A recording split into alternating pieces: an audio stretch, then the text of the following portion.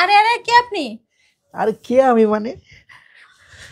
এই তুমি, তুমি আমার জামা কেন পরছো? আর তুমি এসব কি করছো তুমি? আরে পড়ছি যেহেতু তাহলে নিশ্চয়ই একটা কারণ আছে।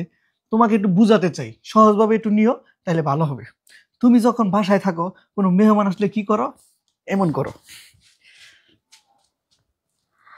এমন করে এসে বসো, ভাবি কেমন আছেন, দেখা যায়। আবার উঠা যখন যাও তখন করো কি, এইভাবে যাও। যখন আবার যাও পাশার ভিতরে কাপড়টা ঢুকে যায় কে। এখন যখন এখান থেকে উঠছো, তো উঠা পাশার কাপড়টা একটু শেপটা ঠিক করে পরে যদি তুমি সুন্দরভাবে এইভাবে হেঁটে যাও, তাহলে কি ভালো হয় না? এই দেখো তোমার পিছনে সবচেয়ে ঢাকা হয়ে গেল। তা না করে যেমন আবার ধরো এই যে চাটা, এই চাটা তুমি যখন নিয়ে আসো তখন এই চলে যাও, যাওয়ার পরে করো কি, এই আসো, আইসা ছেলে হোক বা কিংবা মেয়ে হোক, একটা মেহমান আসলে এমন উপরে চাটা দাও। আর এদিকে তখন দেখা যায় কে, চাটা কি এভাবে দেওয়া যায় না? নেন ভাবি, চাটা খান। এই যে নিলা সুন্দর করে, আবার বসলা। আর বসার সময় করো কি, এই ফোন তো ওই তোমার কাপড় থাকে, তখন এমনি করে বসো।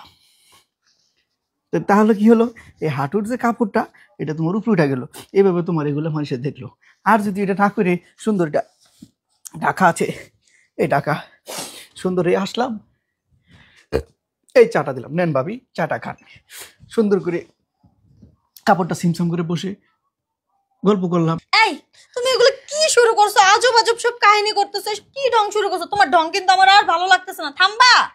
এবার রাখো। আর একটা জিনিস দেখাই তোমার, যেমন ধরো এই যে উঠনা, যখন তোমরা ওই যাও, মানে তোমার মার্কেটে মার্কেটে কোথাও নিয়ে গেলে বা কোথাও বেড়াইতে গেলে, তখন করো কি, উন্নাটা তোমার এইভাবে থাকে, এইভাবে থাকে। তখন করো কি, উন্নাটা ঠিক করতে যাইয়া এই হাজার হাজার মানুষের সামনে উন্নাটা এমন করো। এমন যখন করো, এইদিকে তোমার ভিতর দরজা খোলা কেন? এই উন্নাটা তো আমরা এইভাবে করতে পারি। সুন্দর ধরো এই উন্নাটা তোমার ঠিক করা লাগতেছে, ধরো খুলে ফেলাইছে, তো এই উন্নাটাই হাত দিয়ে ধরলাম, আমি এটা চাইপা ধরে সুন্দর এটা দিয়ে এই বাস করলাম। থামবা তুমি, দেখানো হয়েছে তোমার, আমি কিন্তু আর নিতে পারতেছি না এগুলা।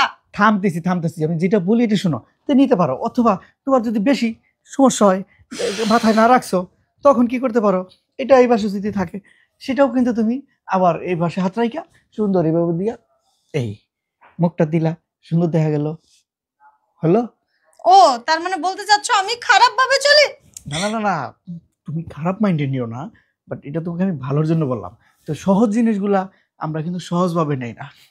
আর বাসায় যখন থাকো, খুব একটা কিন্তু পরিপাটি হও না।